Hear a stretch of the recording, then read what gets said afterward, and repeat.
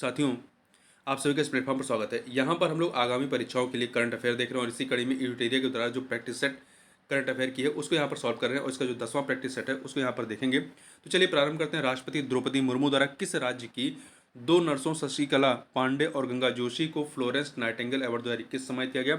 उत्तराखंड की नर्सें हैं। नवंबर 2022 में किसके द्वारा कोच्चि में submersible platform for acoustic characterization and evaluation space सुविधा का हल मॉड्यूल लॉन्च किया गया है? डीआरडीओ के द्वारा नवंबर 2022 में कोच्चि में आयोजित राष्ट्रीय शहरी सचलता सम्मेलन में metro rail with the best multi modal integration श्रेणी के तहत किस मेट्रो को प्रशस्ति पुरस्कार प्रदान किया गया है?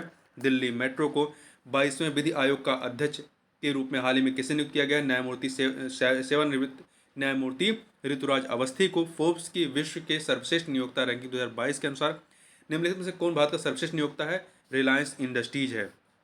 नवंबर 2022 में जारी ITTF टेबल टेनिस विश्व रैंकिंग में शीर्ष 5 में प्रवेश करने वाली पहली भारतीय मिश्रित युगल जोड़ी कौन सी है? मनिका बत्रा और जी साथियान की। स्टैचू ऑफ प्रॉस्पेरिटी के संदर्भ में निम्नलिखित कथनों पर विचार कीजिए। 3 कथन है। कर्नाटक के बेंगलुरु में इसका अनावरण किया गया प्रधानमंत्री मोदी के द्वारा। दूसरा, 108 फीट ऊंची स्टैचू ऑफ प्रॉस्पेरिटी 98 टन कांस्य और 120 टन स्टील से बनी, ये भी सही है। यह नाद प्रभु केम्पेगौड़ा की प्रतिमा है, ये भी सही है। ये बेंगलुरु के संस्थापक माने जाते हैं और ये इतनी ऊंची प्रतिमा पहले किसी ऐसे के शहर के संस्थापक की है। तो यहाँ पे 3 के तीनों कथन सही है, डी ऑप्शन हो जाएगा। आगे बढ़ते हैं, क्वेश्चन नंबर 8 देखते हैं। केंद्रीय मिशन और प्रौद्योगिकी राज्य मंत्री एवं पृथ्वी विज्ञान राज्य मंत्री डॉक्टर जितेंद्र सिंह ने कहाँ पर जीवन विज्ञान data Indian biological data centre के लिए भारत का पहला राष्ट्रीय भंडार कोष रिपोजिटरी राष्ट्र को समर्पित किया है? फरीदाबाद में। निम्नलिखित में से किस मंत्रालय द्वारा transport for all challenge stage 2 और सिटीजन परसेप्शन सर्वे 2022 लॉन्च किया गया है? किसके द्वारा? आवास और शहरी मामलों के मंत्रालय के द्वारा।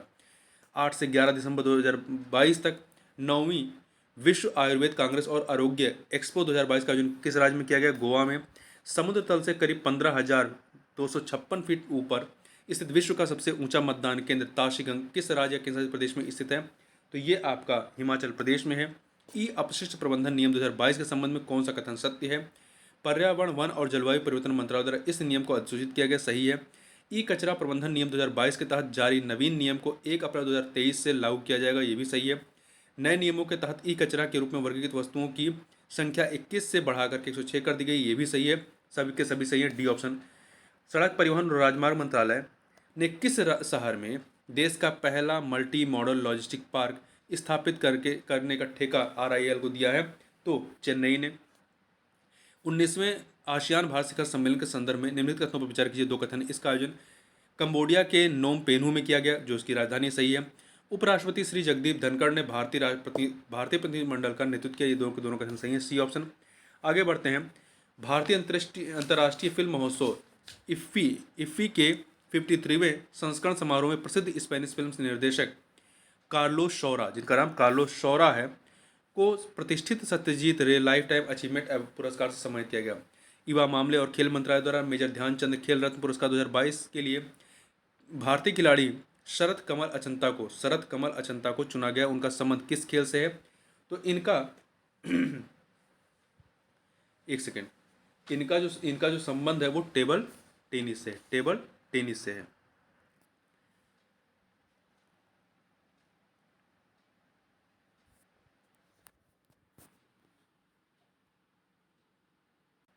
और थोड़ा सा और शरत कमल अचंता के बारे में याद रखिएगा कि अंतर्राष्ट्रीय टेबल टेनिस महासंघ के एथलीट आयोग में चुने जाने वाले भारत के पहले खिलाड़ी बन गए हैं ये। वहीं युवा मामले और खेल मंत्रालय द्वारा मेजर ध्यानचंद खेल रत्न पुरस्कार 2022 के लिए भारतीय खिलाड़ी 17वां स्पेन में आयोजित जूनियर बैडमिंटन चैंपियनशिप 2022 में रजत पदक जीतने वाले दूसरे भारतीय पुरुष शटलर कौन बन गए हैं? तो S Shankar Muthuswamy Subramaniam, B option. Morbi bridge से संबंधित निम्नलिखित कथनों पर विचार कीजिए। ये गुजरात में रहा है, 2 कथन है। यह पुल मच्छू नदी पर 143 वर्ष पहले बनाया गया था, ये कथन आपका सही है। दूसरा, 765 फुट लंबा और 4 फुट चौड़ा ये पुल राजा बागजी रावजी द्वारा बनाया गया था, ये भी कथन आपका सही है। 2 के दोनों कथन सही है, C option. Central bank digital currency CBDC या डिजिटल रुपया किस प्रकार के लेन देन के लिए 1 नवंबर 2022 को शुरू हुआ? तो होलसेल ट्रांजैक्शन के लिए। किस राज्य में मानगढ़ हिल पर आदिवासी नायक गोविंद गुरु पर आयोजित सार्वजनिक कार्यक्रम मानगढ़ धाम की गौरव गाथा का आयोजन किया गया। राजस्थान में भारत जल सप्ताह 2022 का आयोजन कब किया गया? 1 से 5 नवंबर। स्वतंत्र भारत के पहले मतदाता का नाम जिन्होंने अपने घर से पहली बार बैलेट पेपर से हिमाचल प्रदेश की 14वीं विधानसभा के लिए मतदान किया, श्याम शरण नेगी, इनकी मृत्यु हो चुकी है। हाल ही में किस राज्य के पहले Ranjangaon greenfield electronics manufacturing cluster को इलेक्ट्रॉनिक और आईटी मंत्रालय ने मंजूरी दी है? महाराष्ट्र के। आगे बढ़ते हैं। अगला है आपका, हाल ही में उत्तर भारत के पहले hyper skill data centre Yotta D1 का उद्घाटन कहाँ किया गया? तो आपका ग्रेटर नोएडा में। नवंबर 2022 में किस देश द्वारा अपना पहला 3 चरण वाला प्रक्षेपण यान घायम 100 लॉन्च किया गया? ईरान के द्वारा। एक कैलेंडर वर्ष में 1000 T20 अंतर्राष्ट्रीय रन बनाने वाले भारत के पहले खिलाड़ी कौन बने हैं? तो यह है सूर्य कुमार यादव। अगला है, हाल ही में किस देश ने 100 डिब्बों वाली दुनिया की सबसे लंबी यात्री ट्रेन चलाने का रिकॉर्ड बनाया है? स्विट्जरलैंड ने। अधिकृत उपयोगकर्ताओं के लिए क्षेत्रीय शॉर्ट मैसेज संचार सेवा प्रदान करने वाली पहली नेविगेशन उपग्रह प्रणाली कौन सी है? तो यह है बायडू। वन घोषणा आकलन रिपोर्ट फॉरेस्ट डिक्लेरेशन असेसमेंट 2022 के अनुसार वर्ष 2021 में विश्व में वनों की कटाई में सबसे अधिक योगदान किस देश ने दिया? तो वह है ब्राजील ने। नवंबर 2022 में 3 दिवसीय सिविल एयर विगेशन सर्विसेज ऑर्गेनाइजेशन की मेजबानी किस राज्य के द्वारा की गई है? तो इसकी मेजबानी गोवा के द्वारा की गई है। डॉक्टर जमशेद जे ईरानी, जिनका हाल ही में निधन हो गया, उन्हें किस उपनाम से जाना जाता था? भारत का स्टील मैन। किस संस्थान ने वित्तीय साक्षरता के लिए निवेशक दीदी पहल की शुरुआत की है? इंडिया पोस्ट पेमेंट बैंक ने। DRDO द्वारा 3 नवंबर 2022 को phase 2 ballistic missile defence BMD के तहत किस इंटरसेप्टर मिसाइल का पहला सफल उड़ान परीक्षण किया गया? AD-1 मिसाइल का। हाल ही में मनसुख मांडविया ने कहां पर 12वीं द्विवार्षिक अंतर्राष्ट्रीय प्रदर्शनी और इंडिया केम 2022 सम्मेलन का उद्घाटन किया गया है? तो नई दिल्ली में किया गया है। आगे बढ़ते हैं। अगला है, भारत और किस देश के बीच अल नजाह 4 संयुक्त सैन्य अभ्यास आयोजित किया गया? तो भारत और ओमान के मध्य में एक और होता है, नसीम अल बहर दो भी हुआ था, ठीक है, तो उसको भी याद रखिएगा। अगला है,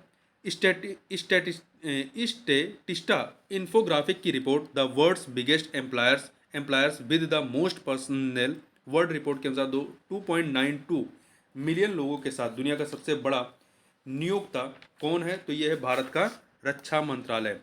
पूर्वोत्तर भारत में अपनी तरह का पहला मछली संग्रहालय किस राज्य में बनाया जाएगा? अरुणाचल प्रदेश में। पहली बार 2 महिला अधिकारियों एनी अब्राहम और सीमा धुड़िया को निम्नलिखित में से किस अर्धसैनिक बल द्वारा महानिरीक्षक के पद पर पदोन्नत किया गया? CRPF द्वारा। हाल ही में ICR गन्ना प्रजनन संस्थान की पहली महानिदेशक कौन बनी है? Doctor G Hemprabha.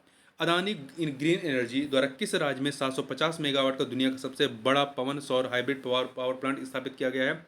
राजस्थान में। कहाँ पर? राजस्थान में किया गया है। India post payment bank IPPB द्वारा वित्तीय साक्षरता को बढ़ाने के लिए भारत का पहला पानी पर तैरता वित्तीय साक्षरता शिविर आयोजित किया गया। कहाँ पर? तो जम्मू कश्मीर के श्रीनगर में। हाल ही में आयोजित सैयद मुश्ताक अली ट्रॉफी क्रिकेट का जो है 2022-23 के फाइनल में किस टीम ने हिमाचल प्रदेश को हराकर पहली बार यह खिताब अपने नाम किया है? मुंबई ने किया है, ठीक है, मुंबई ने। उस पतंग का क्या नाम है जिसे हाल ही में भारतीय सेना ने दुश्मन के ड्रोन का शिकार करने के लिए प्रशिक्षित किया है? अर्जुन नाम है इसका। आगे बात करते हैं। 7 दिसंबर 2022 को अमेरिकी पत्रिका टाइम द्वारा घोषित पर्सन ऑफ द ईयर 2022 से संबंधित निम्न कथनों पर विचार कीजिए। 2 कथन दिए गए हैं। इस वर्ष यूक्रेन के राष्ट्रपति वोलोदिमीर जेलेंस्की एवं द स्पिरिट ऑफ यूक्रेन को पर्सन ऑफ द ईयर चुना गया है। कथन सही है। दूसरा, अमेरिकी पेशेवर बेसबॉल खिलाड़ी आरोन जज को एथलीट ऑफ द ईयर चुना गया। 2 के दोनों कथन सही है। C option. निम्नलिखित कथनों में से कौन सा कथन सत्य है? पहला, इंडिया गेट से लेकर राष्ट्रपति भवन को सेंट्रल विस्टा एवेन्यू कहते हैं, इसे राजपथ भी कहा जाता था। कथन सही है। राजपथ का नाम बदल कर कर्तव्य पथ कर दिया गया, ये भी सही है। PM मोदी ने इसका उद्घाटन किया, ये भी सही है। सभी के सभी कथन सही हैं। D option. शरणार्थी मामलों के लिए UNHCR ने सीरिया में शरणार्थी संकट के दौरान नैतिक व राजनीतिक साहस दिखाने के लिए वर्ष 2022 का UNHCR नॉनसेंस शरणार्थी पुरस्कार किसने जीता है? तो जर्मनी की पूर्व चांसलर एंजेला मर्केल ने। उपभोक्ता मामलों के मंत्रालय के अनुसार दुनिया का सबसे बड़ा चीनी उत्पादक और उपभोक्ता कौन सा देश बन गया है? तो है भारत। पहले ब्राजील था, सबसे बड़ा उत्पादक। भारत में मौजूदा ड्रग्स माफियाओं के विदेशी नेटवर्क को तोड़कर भारत में ड्रग ट्रैफिकिंग पर लगाम लगाने के उद्देश्य से सीबीआई द्वारा कौन सा ऑपरेशन चलाया गया? ऑपरेशन गरुण। भारत सरकार ने किसकी अध्यक्षता में एक समिति गठित की है जो धर्मांतरित दलितों को अनुसूचित जाति का दर्जा देने के मुद्दे की जांच करेगी? पूर्व सीजीआई केजी बालकृष्णन। निम्नलिखित में से किसे भारत का पहला 24 क्रॉस सौर ऊर्जा संचालित गांव घोषित किया गया है? गुजरात के मोढेरा को। तो इस प्रकार से इस वीडियो में बस इतना ही। मिलते हैं नेक्स्ट वीडियो, तब तक के लिए बहुत बहुत धन्यवाद।